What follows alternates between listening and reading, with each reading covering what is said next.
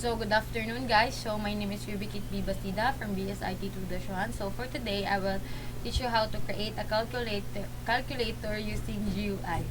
So, let's start. So, first guys, ato sa toolbox.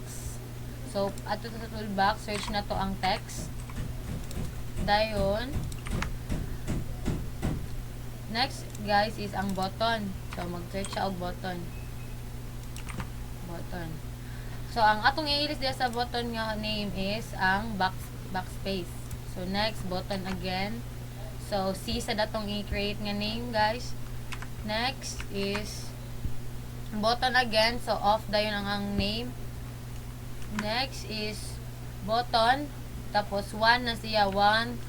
Mag-create tag button 1 to 9. 1, 2, 3, 4, 5, 6, 7, 8, 9.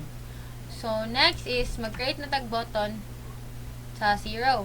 So, next is mag-create na sa tag button sa atohang mga mga symbol. So, natay button para sa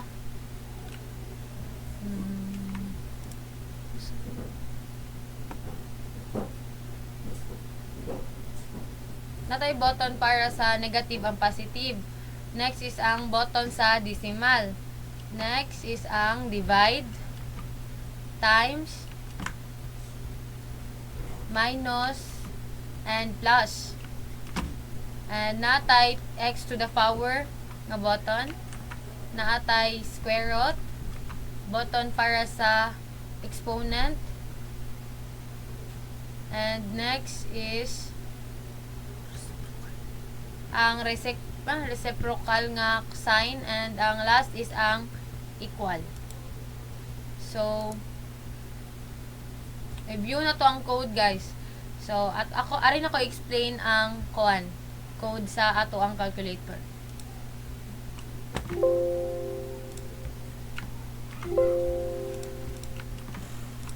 So, first, natay code sa ato ang current input. So, string para sa ato ang result. So, nata sa ato ang operation. Next is ato sa number button click. So, ang number button click guys is ako nang gipang inputan nga button ng 1 to 9. Ako siyang gi-inputan guys para kung unsay mong gi-click nga number guys is automatic siya nga mukaan sa calculator mo run. Next is arita sa ato ang code sa operation button click. So, kaning operation button click, gibutang na ko diri ang mga operation. Let's say, for example, addition, subtraction, multiplication, division, exponent, square root, and so on and so forth.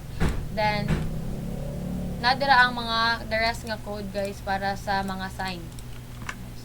Next is arita sa equal button. So, ang equal button, manidiya guys, mag-type na ka sa calculator.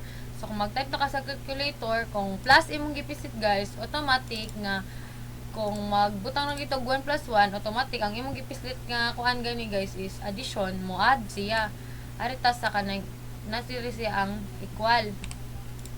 So, next is ang calculator reciprocal. So, kaning calculator reciprocal guys is kung simple, for example, kanang imo i-change ang number 2 into kanang negative and positive. Ari nimo siya pisiton guys, pwede nimo siya ilisdan. So, next is ang toggle. So, ang toggle guys is muna siya ang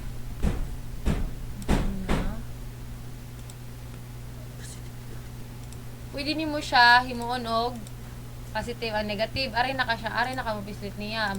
Pwede nimo imo ng 1 to positive, ang 2 to negative. Pwede nimo siya i-change guys. So, next is ang sign change buttons. Mao na siya ang sign nga na-change na nimo ang katong toggle nga imo ang gibuhat. Like, for example, imo nang gi-change. Next is ang click button. So, ang click button is clear button. Sorry, my bad. So, clear button, for kani siya is, mo ni siya mong pisliton kung nasayop ka. For example, imong napislit is 5 imong gipislit, dayon sayop ka, dili imo siyang tangtangon, imo siyang irison. So, mo na siya ara mo makita. So, Next is ang update result level. So, kanang muna siya, mag-update ka. Muna imo ang dito, ang dayon. Last, dayon. Sad, mao nang gyapon guys. So, next is update result level. So, mao gyapon to guys. Mao gyapon akong gipangita. Mao gyapon to ang result niya sa imuhang Ano yung answer? kanang na kay answer. So, kung 1 plus 1, na kay answer mo na imong ikuan. Equal ni mo na answer ang 1 plus 1. So, next is ang backspace. Ang backspace, mo sad na siya guys kung mo sayop ka. Sibli imong i-back ay dapat dai 5, di dai 6 inana. So, akong ibalik. So, balik sa code is ang off click. So, manay off na nimo ang calculator.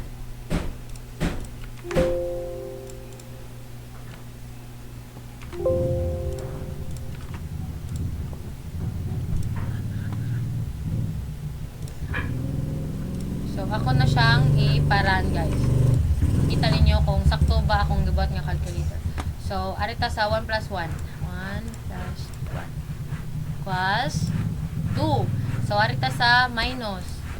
So, 4 minus 2 equals. O, sakto.